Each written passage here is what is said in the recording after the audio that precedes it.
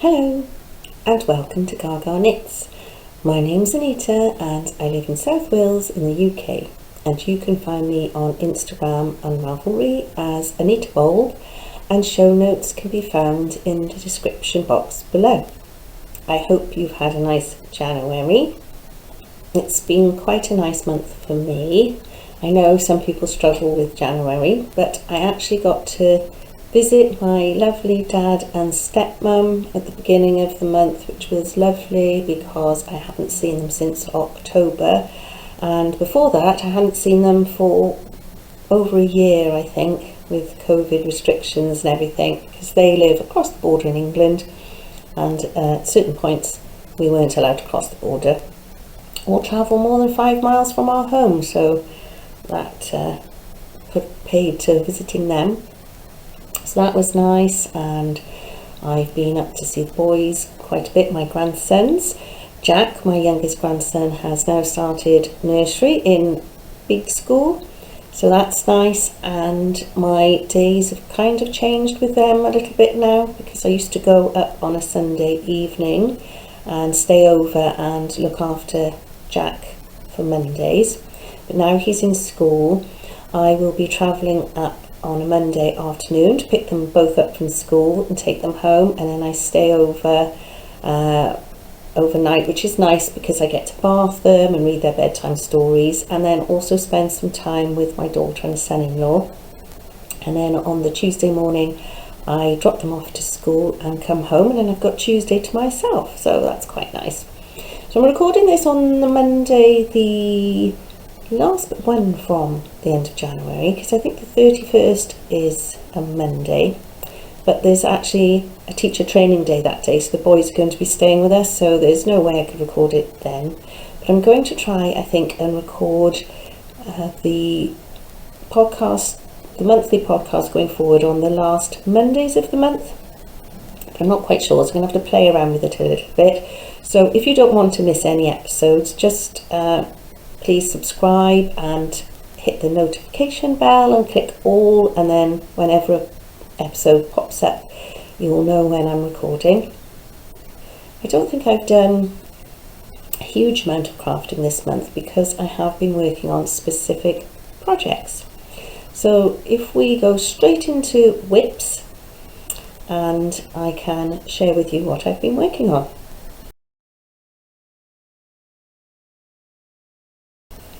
So my first work in progress is the Anker sweater. I'm still working away on that, and I have actually now finished one whole sleeve. So I'm getting there. I've just got one sleeve left to do. I am using the Knit Pro Symphonies, and I'm using 3.5mm for the ribbing and 3.75 for the body and the sleeves, which isn't what the pattern calls for, but that's what I chose to use with this yarn, which is the Hobbii Diablo in black, and it is 40% acrylic, 30% mohair and 30% polyamide, and you hold 2 strands together. And I have tried it on and it's really lovely and soft, and it's not itchy, so that's nice. I'm hoping I've got the sleeve the right length. I didn't do all the decreases they said. I think I stopped 2 or 3 before the amount you were supposed to do, just because it's quite a thin sleeve, and unfortunately my arms aren't that thin, so I'm hoping to finish the next sleeve quite quickly, because I want to enter it into Anne from the No Excuses podcast Jumper Along. I know quite a few people are entering into that, and we're all panicking a little bit that we want to get our jumpers finished so we can enter into it. So that's, I'm going to try and cast on the second sleeve today, just because it's quite hard in the dark. And it's very grey here. You might have noticed I'm in a new location. I'm in my little conservatory. It's nothing flash, but I've never had a conservatory before, so it's very nice. But it's the best light in the house. It's been grey in Wales all January really. We've had grey misty days and rain and the odd nice frosty morning, but it's mostly like this, grey sky and dull weather, so I thought this is the best light in here. Although you can see we still haven't had our outside wall rendered. Waiting for the builder to come back, and he hasn't yet. I have a couple of new works in progress that I haven't talked about before.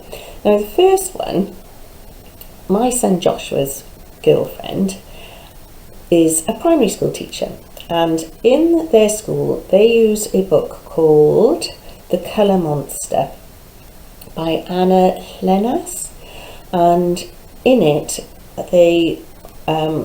the story, I haven't read the book, but the general gist of the story is it helps young children express their feelings and emotions through these little colour monsters. And she asked me, would I be able to make some little monster characters to help with the story so that the children could hold the monsters? So I made a little template here, and I've just cut them out in felt. So I had some felt in my stash, just craft felt, not very good quality, and I also got some in the local indoor market. I got some online. It was quite difficult actually to find all the colours, so I've done 2 so far. The first one I did was this one, which is the anger, the emotion of anger, and then I've got a little one to put in the back, so I'm just going to work out whether I'm probably going to fill it with something just to pad it out to make it a little bit squishy. And I've also done the green one, which is calm, and then they take quite a long time because I've had to cut little bits of felt. They all have this sort of, I suppose it's like a frown, and then I've chain stitched the eyes and the mouth, and then I've just stitched on the teeth here. The first one I did try and glue them in place and then stitch, but my glue's quite old. I need to get some more, I think, because it was quite difficult to stick to the felt. It was sort of going everywhere, so I'm just stitch everything down because they're very young children, and if they're anything like Jack, they'll pull it apart in no time. So this one I just stitched around the pupils of the eyes as well and did the chain stitch, so hopefully everything will stay together. They're really nice to sew on, but they take quite a while. So I've also I've cut out 2 yellow for happiness, we've got blue for sadness, and black for fear, and I've got pink, and I don't know what pink's for because I haven't written it on my list.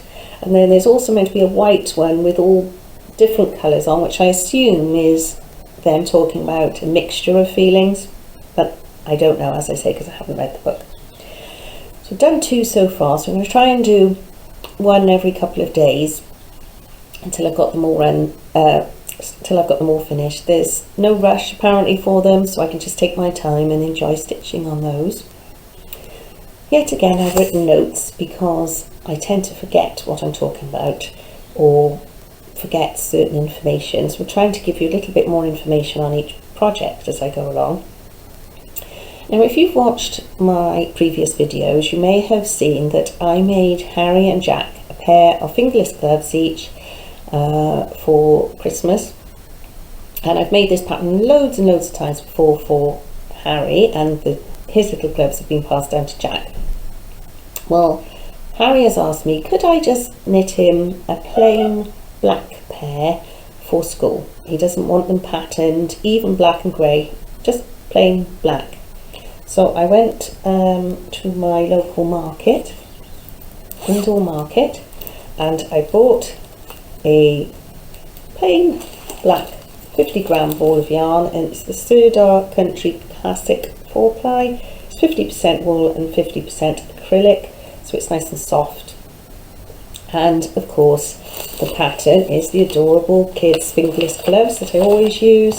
I use 2.75mm needles for Harry's gloves, which is the 6 to 8 year old size, and I'm using Knit Prosing 2.75s, and so far I have done the cuff, or started the cuff on the first glove, and I have got a little stitch marker on there. Turn it that way so you can see, which I got in my Christmas advent from Jeanette Crafty Clegs, because I want to use all my little stitch markers. It's very cute. It's got a little heart on because the moment Harry was born, he stole my heart. So I need to work on those, but yet again another black project. But I want to knit them up quickly because it is quite cold here, and where they live, they're about 3/4 of an hour away from me. It's even colder where they live, so he needs his gloves. And of course I can't knit anything for Harry without knitting something for Jack. Now he wears his little fingerless gloves, but I thought it might be quite nice to knit him a pair of mittens to go in his coat. Now he's got a lovely lime green coat with a hood that's got like dinosaur points on the top. And I have this ball of yarn in my stash, and I think it's 50 grams. I bought it years and years ago in Narberth in West Wales. They did an indoor craft market, I think it was every Friday. When we used to go down in the caravan, we used to always call in there, and there was a lady who, this is the yarn from her own sheep, and she'd spun it, I think she'd spun it, and no, she probably didn't spin it, did she? But she dyed it herself. I don't have any details for it. I used to, when I caked it up ages ago, I thought I'd kept the ball band inside. It might not have even had a ball band, so I've got no information on it, just a random skein. And the pattern is a Tincanknits free pattern, and it's called the World's Simplest Mittens. Now, doing them on the needles, they said, not gauge swatching for gloves, and it was 2 millimeter and then 2.75 millimeter. So I'm doing a magic loop because I didn't really have any 2 millimeter needles other than these higher sharp circular needles that I won in a giveaway years ago, and I've never used them. They are very sharp, but I didn't know what size to do for him, so they start off with a 5-inch circumference of the hand. So I started that, and when I saw him on the weekend I tried it on and it was very tight, so I've decided to do the next size up, which is a 6-inch circumference. I think it's just because you're on such small needles, so I've only made that much progress because this is actually the second time. Look how little that is, but I think it's going to stretch, so that should be right. And he loves gingerbread men, and this is another stitch marker of Jeanette from Crafty Clegs that was in my Christmas advent. So I don't think gingerbread men are just for Christmas, they can be all year round. Jack certainly eats them all year round. So they're the two little projects. They're quite handy because I can take those around with me. And I might take the Harry's into work with me actually on Wednesday for my lunchtime, because we have the bright overhead lights, so I can work on the black yarn quite happily in that light. Moving on to Back to the Future.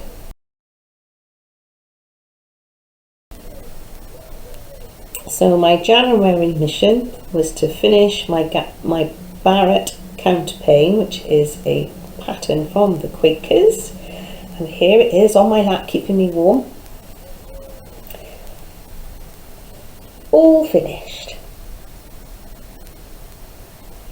And the second time round, I absolutely loved working on this pattern. It's really enjoyable. So you do the squares corner to corner, you cast on 3 stitches, and then you increase every other round to a certain number of stitches, and then you start decreasing every other round. So on the pattern squares you start with those little bobbles, and then you work your way onto the wheat sheaths and some eyelets, and then I can't see some more bobbles, And then what have you got under that? Some more eyelets, and then some lace work, and then some more bobbles at the end. I'll probably overlay a picture on there because it's quite appalling, wasn't it? And then every other square I just knit every row, just doing the increasing and decreasing. So I had a lot of those squares in between. I haven't washed or blocked it or put an edging on it because the edging is just this sort of open work. I think that works quite well. It's a bit wonky, but I don't mind it. It's squidgy and lovely. The yarn was just from Poundstretcher. I think it was, yeah, Poundstretcher, Tweed, Aran. I had two 400-gram balls. I still have this much left. I'm not sure how much that is. I should weigh it, but I probably have enough to do a border, but I'm not going to. It's perfectly imperfect. That's what I think this is, because it's a bit wonky around the edge, but it's lovely and warm over you, and it doesn't need to be perfect. It's perfectly imperfect. And I love it, and it's so nice and warm and squidgy, and I'm so glad that I can now use it. And it's a really good idea going back to a lot of these old whips, because I remember when I first started doing it, I got a bit fed up of doing the patterns and things, and I just really enjoyed it this time. I don't know why. It was just, I think because I didn't have that far to go. Maybe when a project is quite big and you've done, say, 2/3 of it, you get a bit fed up. When you know you come back to it and you know you've only got 1/3 of it to do, it just goes so much more quickly. So it's keeping me nice and warm. It's quite chilly in this conservatory this morning. So my project for February is going to be a project from February, oh, it's hard to say, isn't it? February 2021, and I keep it in this lovely little sewing box that is from Tincanknits that Jodie gave to me. So it's all in there. I've made one. Come on, don't be shy. Out you come. I made this little mouse. Here. Oops. Here he is. And he's got a little tail, little whiskers. He's very cute, and he doesn't usually sit in the house. He usually sits outside it. And it's from a kit. It's a craft kit, Felt Mouse Family, 4 wool mix felt decorations, and it's from Corinne Lapierre. And the kit my cousin Nikki gave to me when she visited several years ago. So I'm thinking, he hasn't got any clothes. I always seem to make these little things and don't make their clothes. But they've got some little, a jacket, a skirt, a scarf and a pinny, so they're quite pretty.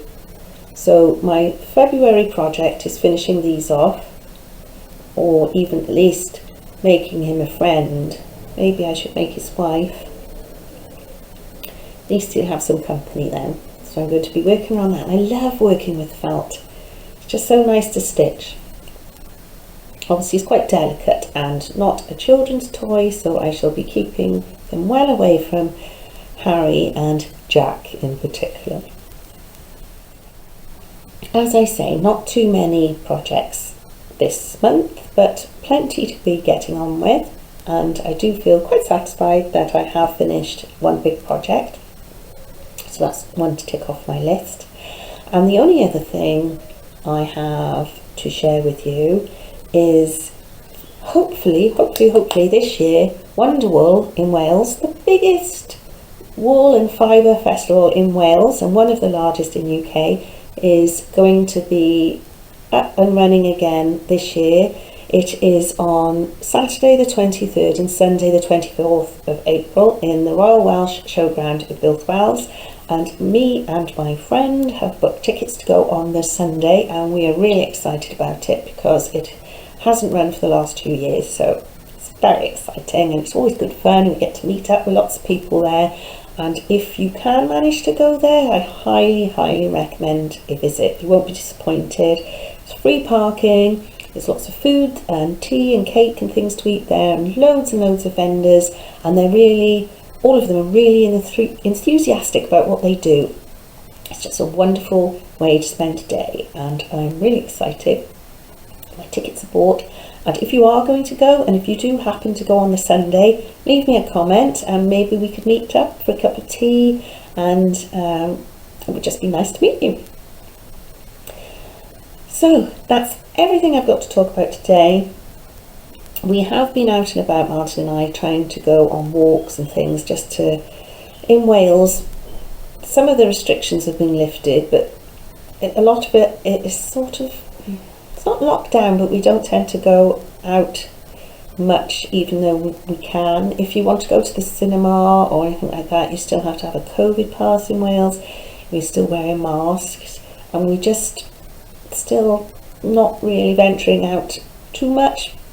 So we do try and still go out for walks as much as we can, just to get out of the house when we're not in work. And I haven't really, I always try and find somewhere nice to show you in Wales, but we haven't gone very far afield. But we are going to amend that in coming months. So if there's anywhere in Wales you fancy seeing some photos of, or some clips, let me know and I'll try and get there and film some for you. Sorry, we have got a rat in our garden that runs across every now and then, and I thought that might have been him. And we've also got squirrels and birds and nice things too, but he doesn't do us any harm.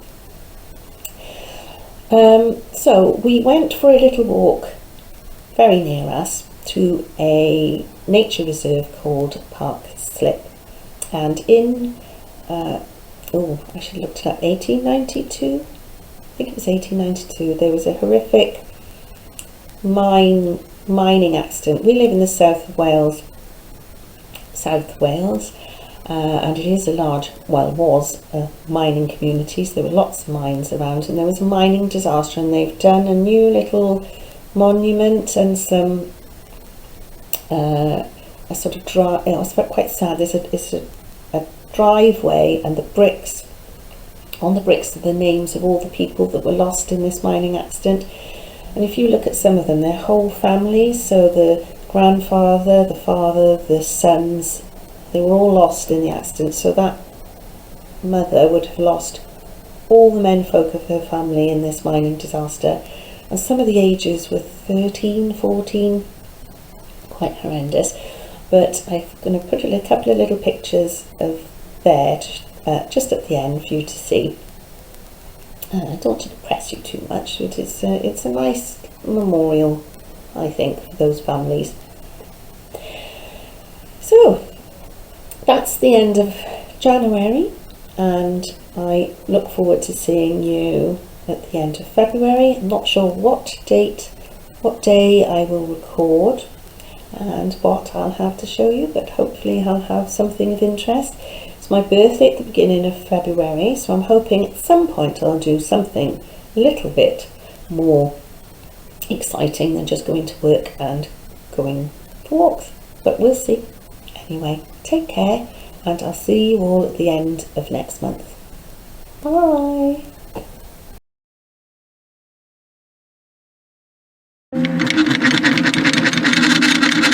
1892 Park Slip mine disaster.